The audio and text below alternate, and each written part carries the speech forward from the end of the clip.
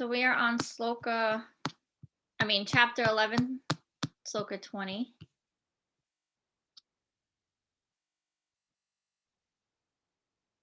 Diyav a prithvayor idam ataram hai vayapatam tivayakina disascha sarva dristavar hutam rupam nugram tevadam loka chayam prayat itam mahataman. Although you are one, you are spread throughout the sky and the planets and all the space between. O Great One, as I behold this terrible form, I see that all the planetary systems are perplexed. Diyav Aparthio, the space between heaven and earth, and Lokatrayam, 3 worlds, are significant in this verse because it appears that not only Arjuna saw this universal form of the Lord, but others in planetary systems also saw it. The vision was not a dream.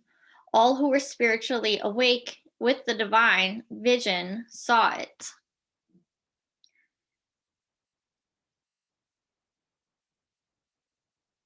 So maybe Arjuna is not still speaking, because now I'm confused. If others saw it. Oh, I see. Yeah, so he's still speaking. He says, I see all the planetary systems are perplexed. Okay. Ami hai tavam sura sanga visante kesid bihata pranjalayo granati savasiti yuktava maharsi siddha sangha tuvanti tavam stutibhi paskala vaha. All the demigods are surrendering and entering into you. They are very much afraid, and with folded hands, they are singing the Vedic hymns. The demigods in all the planetary systems feared the terrific manifestation of the universal form and its glowing effulgence, and so prayed for protection. Rujaditya Vasavo Ye Cha Sadhya Visve Sivinu Marutas Kosmapas Cha Gandavar Yaksa Sura Siddha Sangha Vixante Tavam Vismitas Kavya Savarvi. The different manifestations of Lord Shiva and Adityas and the Vasus, the Sadhyas, the Visvadevas, the 2 Asvins, the Maruts, the forefathers, and the Gandharvas, the Yaksas, Asuras, and all the perfected demigods are beholding you in wonder. Text 23. Rubam Mahat Te Bahu Vaktra Netram Maho Baho Bahu Bahura Padam Bahudaram Bahu Damstra Karalam Drisva Loka Pravyathyas Tatayam. Almighty armed one, all the planets with their demigods are disturbed at seeing your many faces, eyes, arms, bellies, and legs, and your terrible teeth, and as they are disturbed, so am I.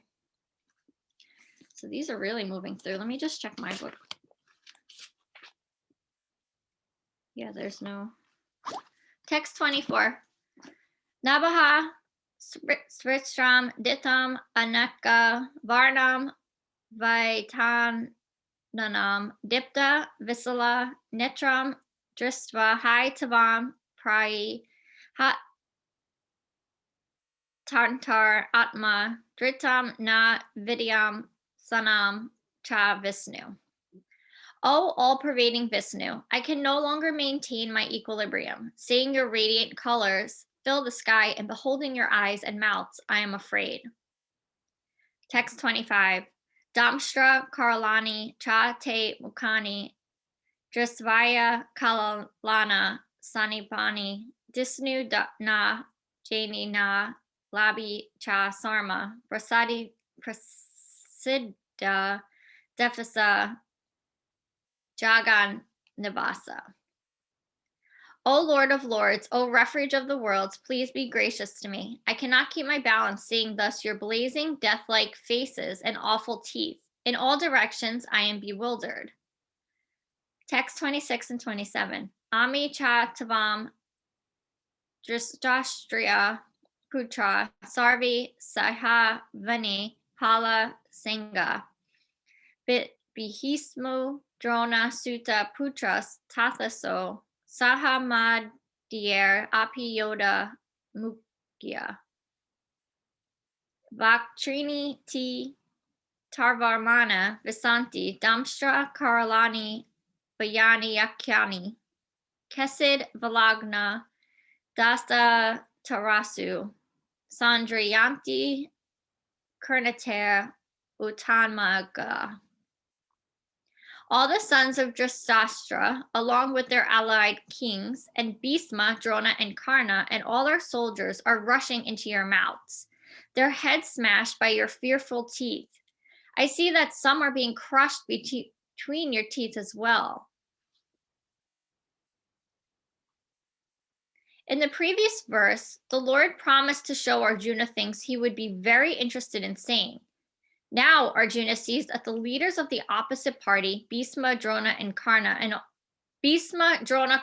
all the sons of Ashtra and their soldiers and Arjuna's own soldiers are all being annihilated. This is an indication that Arjuna will emerge victorious in battle, despite heavy losses on both sides. It is also mentioned here that Bhisma, who is supposed to be unconquerable, will also be smashed. So also Karna. Not only will the great warriors of the other party like Bhisma be smashed, but some of the great warriors on Arjuna's side also. 28.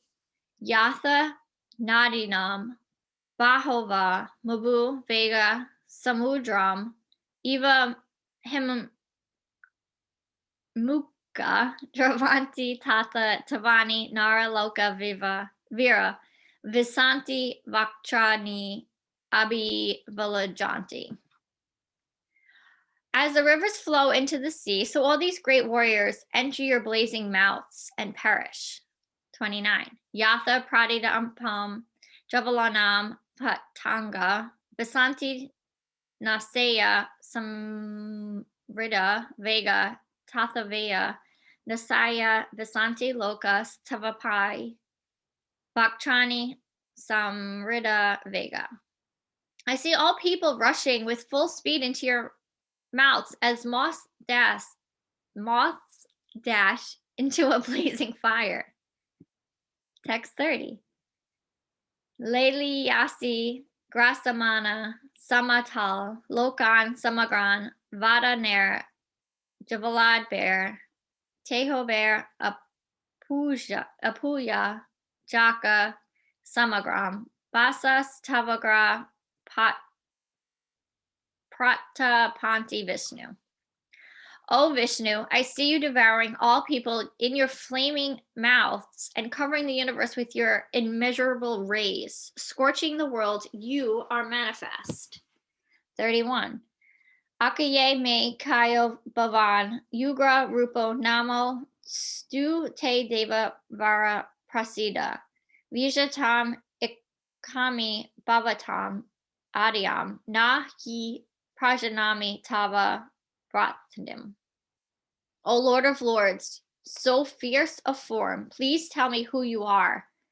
I offer my obediences unto you. Please be gracious to me. I do not know what your mission is, and I desire to hear it.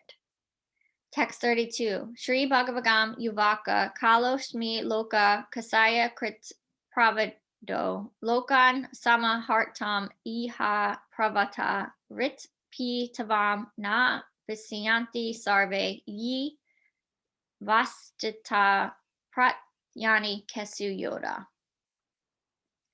The blessed Lord said, Time I am, destroyer of the world, and I have come to engage all people. With the exception of you, the Pandavas, all the soldiers here on both sides will be slain.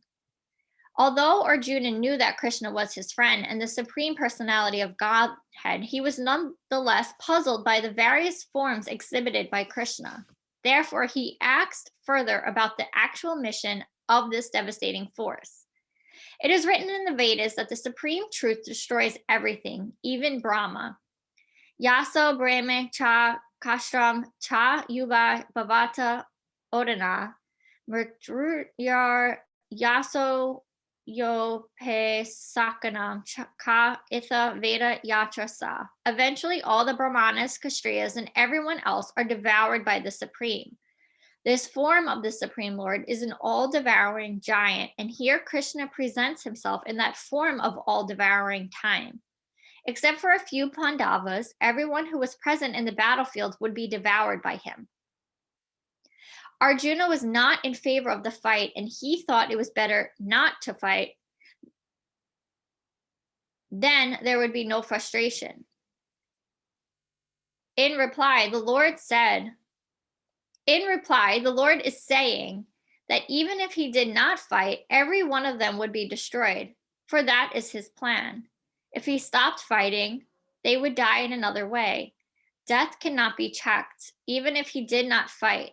In fact, they were already dead. Time is destruction, and all manifestations are to be vanquished by the desire of the Supreme Lord. That is the law of nature. Tasmat tavam yuthasa yaso labhavasa tritva satram buksava rajam smrityam Mahavyati nihita purvam eva nitmata matram bhava savaya sakshan. Therefore, get up and prepare to fight. After conquering your enemies, you will enjoy a flourishing kingdom. They are already put to death by my arrangement, and you, O Savyasakshan, can be but an instrument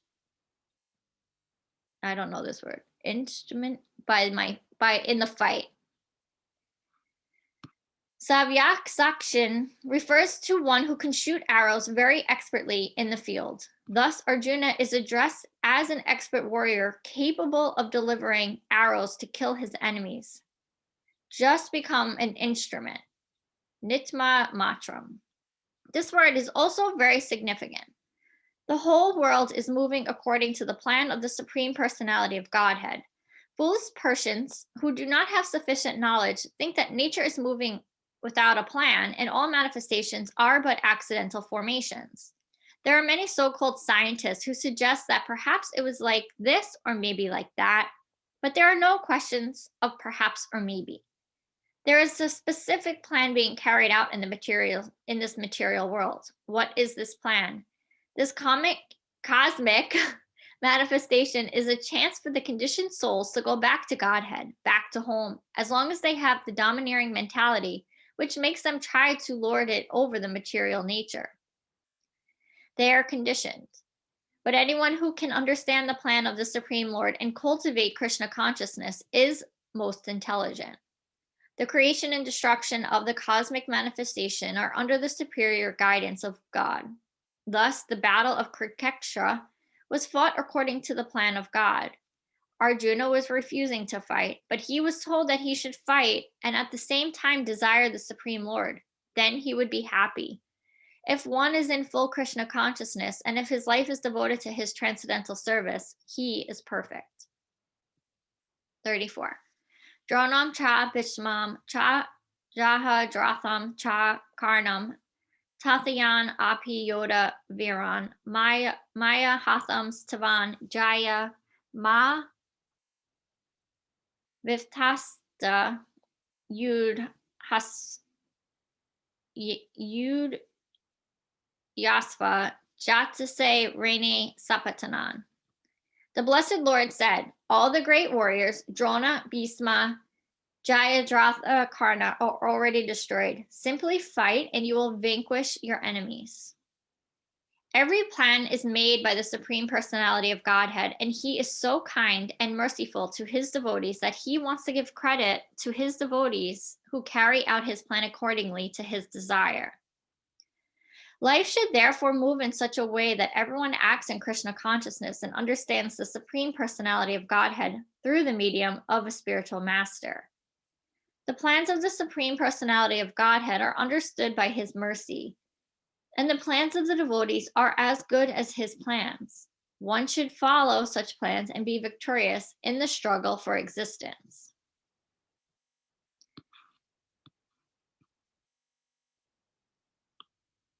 Are you guys good? Do you want me to keep reading? You guys want me to pause here? How's everyone feeling?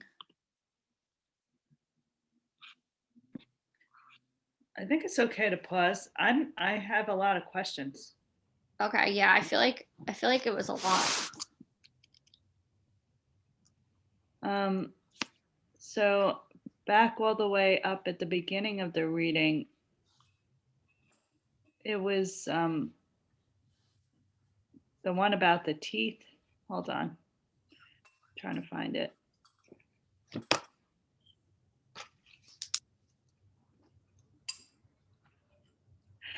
So they're like extremely, it seems that Almighty One, all the planets and their demigods are disturbed at seeing your many faces, eyes, arms, bellies, legs, terrible teeth, and they are disturbed.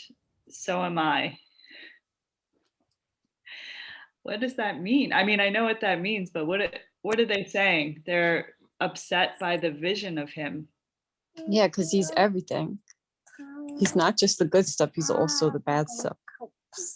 So it's very disturbing. Uh-huh. There was, I can't remember the name of a book, but many years ago I read a book where basically Krishna rose from the ocean and terrified everybody. And it is because, like Amanda says, they're everything. So that means all of the good stuff and all of the bad stuff, absolutely everything. And it's terrifying to see that kind of power, etc. And so when God showed himself as perfect or as big and powerful, you know, it's intentional. I think it's intentional. It's intentional to give you the message that I am everything, you know, I am you, I am good, I am bad, I am everything. And you should be, if you're afraid, good, you should be afraid, because this is terrifying to be everything. It was like when Oppenheimer saw the atomic bomb, the first test of the atomic bomb, and it was successful. I don't remember the exact quote, but it was from the Gita.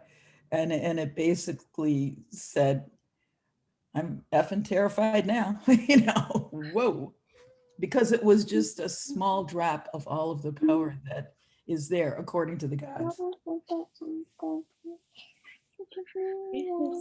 So the other thing that I was questioning, so we're at the point, so did he battle yet? Or are we still at the point where he hasn't gone into battle? He's about to go into battle, right? He hasn't battled yet. He hasn't battled yet. No. Okay. No, he's trying to explain that everything's already happened. Like, we have this idea of time where it's linear, but that's an illusion. Like, everything's already happened the way it's going to happen. So, like, even if you don't fight, the same outcome's going to happen. So you might as well just like submit and become an instrument to my will, because my will be done. What isn't that in the Bible? By that I will be done, or it's like, it's going to be done either way. So you can either fight it or you can just go with it. And I'm telling you, the results are going to be good for you. You're going to have a flourishing kingdom. Just like suck it up and get to it. He's still feeling apprehensive at this point. Okay, got it. It's so interesting because since Arjuna is human, he still sees time as linear and you know, the arrow of time flowing in one direction. But like you said, Amanda, it's already happened. You know, and it's not just the knowledge of what will happen. It is that it's already happened, and that's a part of who Krishna is, according to this.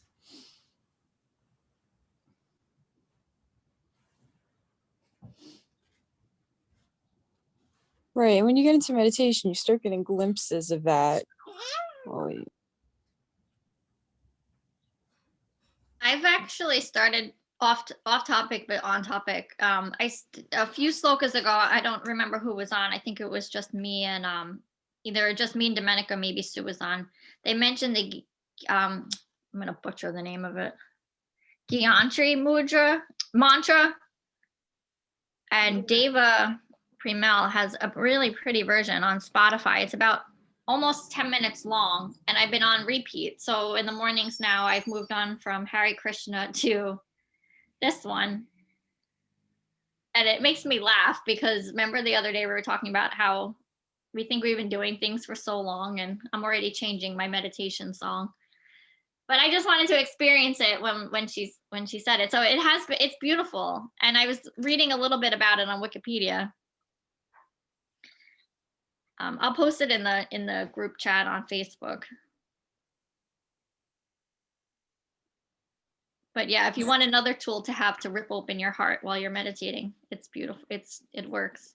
well, eventually you transcend the mantras. Yeah, well, maybe not in this lifetime. Oh, no, it's like an entry point.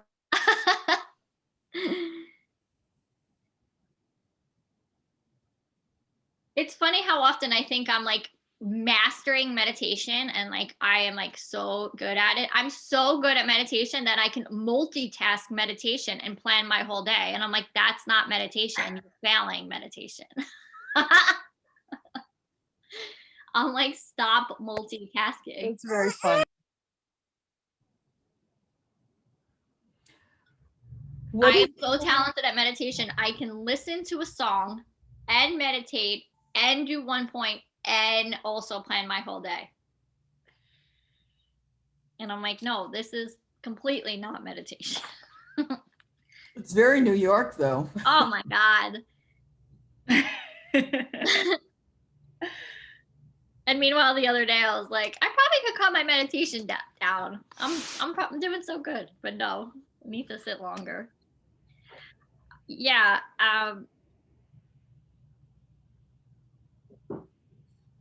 Anything else, Domenica? Did you have questions on? No, I think that was it.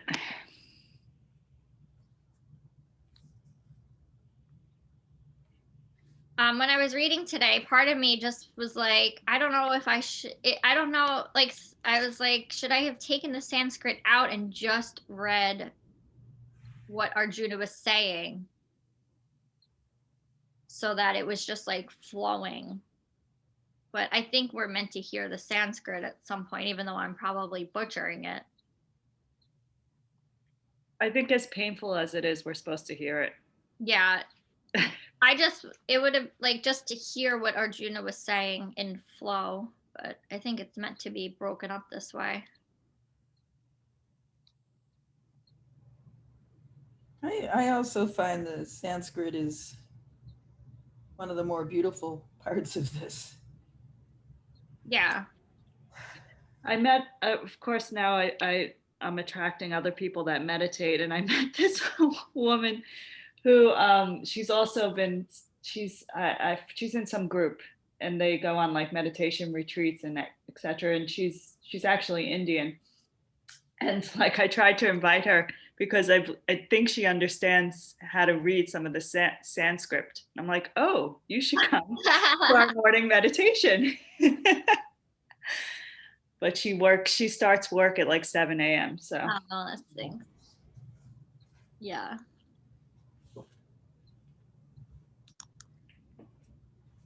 It's funny how you start doing something and then you start attracting people who are doing the same thing. Oh yeah.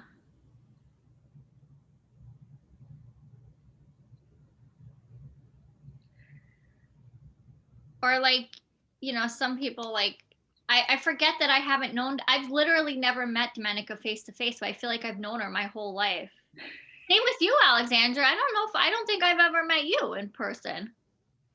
And like, you guys are two new friends I met during COVID. And there are people like that are so lonely. And it's like, there are ways for you to still connect and meet people out there. It doesn't have to be this way. but there was so much offerings out there. I mean, I signed up for, I'm taking an anti-racism course on Wednesdays. I'm now taking another Gita course on Tuesdays. And then I have like this every morning. And my like regular friends are always like, oh, I never see you. I'm like, I don't want to do the things that you're doing anymore. I want to be with my new friends. I want to be doing this stuff. They must feel very supported and loved when you say that to them. I don't really care. Even better. Keep going, Krishna. You're gonna blow us all Like, away. if you want to hang out with me, do the things I want to do. Like, I don't have to do the things you're doing. Like, it's funny. One of Eric's friends is having a baby, and like, I don't support any of their. I don't like them. I just don't like them. I don't have a specific reason. And it's one of Eric's good high school friends, but I don't even think, like, in my mind, he's not a good friend. So if they're having a baby shower, like a Jack and Jill type of, they just want to have a party. They're big party people, and like, good for you, go, but I'm not going. I don't want to go. She keeps texting me from my address. I keep ignoring her. Like, I don't want to go. So now they're texting Eric, and now Eric's girlfriends are texting me, what are we doing for a gift? I'm like, I'm not going. I'm not organizing a gift for Eric. Like, these people are not good people. He can organize the gift if he wants to go. I'm not his mother. Oh, God. You make me laugh because I love the way you decide something. You're like, no, I've decided I'm not doing it. And it just makes life so simple. Like, I used to like be like, oh, I feel so bad. I don't want to go. There's like a lightness to it. It's like, no, I'm not going. I don't want to go. I'm not organizing a baby shower gift. I don't care if Eric shows up without a gift. It's no reflection on me. It's a reflection on him. Like, women, like, it was I could see like the shock in my friend. She was like, you're not going to organize the gift for Eric? I'm like, he's not my child going to a birthday party. Amen. If he wants to go, you know what? He can go to Amazon and just blow through it if he wants to. There's a lot of stupid baby gifts out there he can get. Yeah, my friend's like, I don't see Eric like scrolling through a registry gift. I'm like, Eric will have no shame showing up with no card or gift.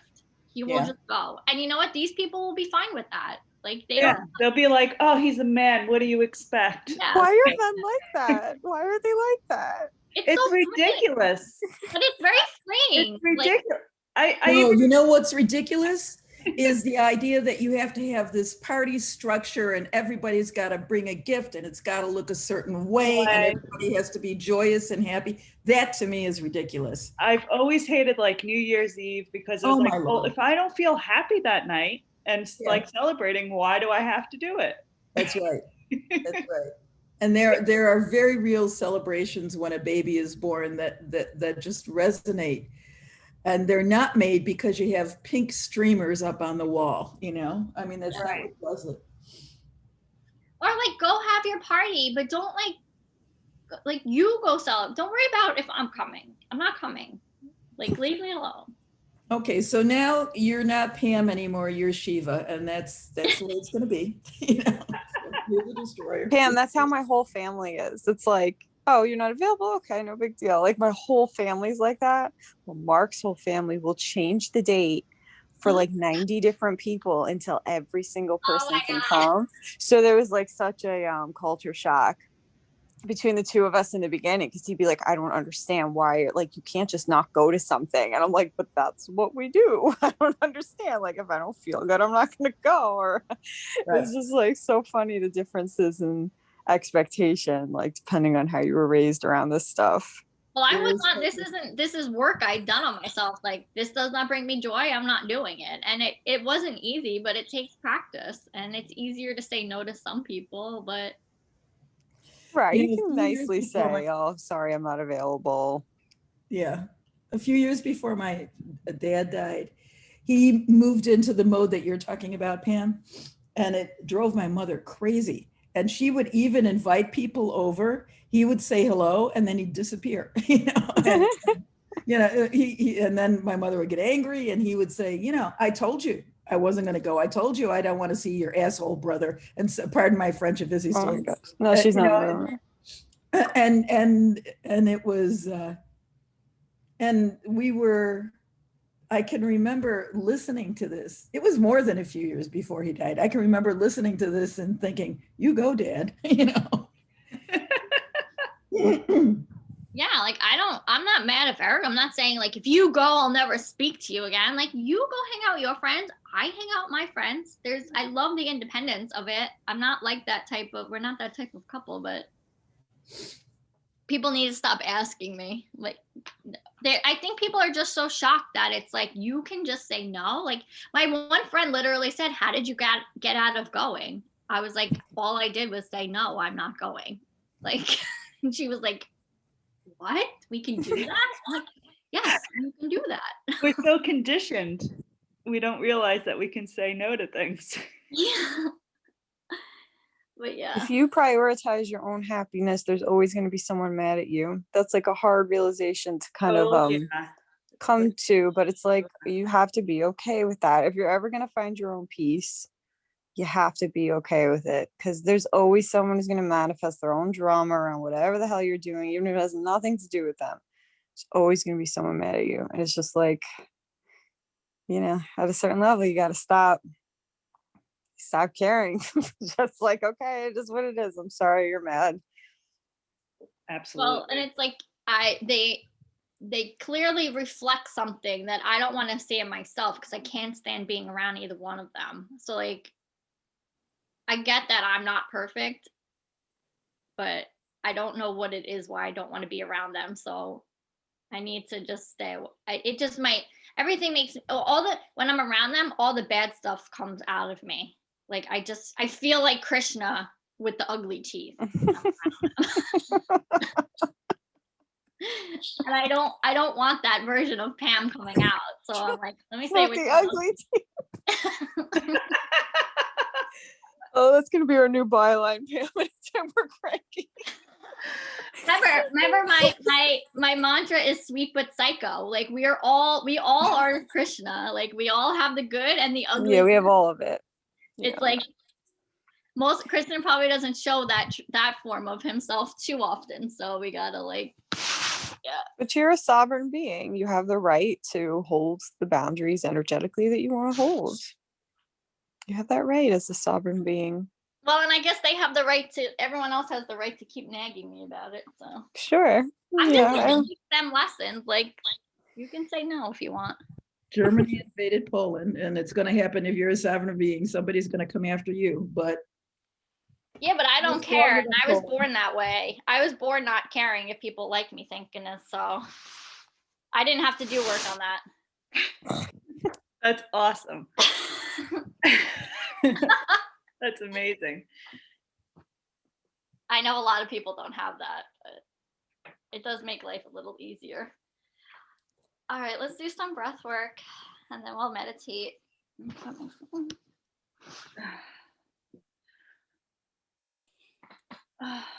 You're nice and tall, taking a few breaths in through the nose and out through the nose.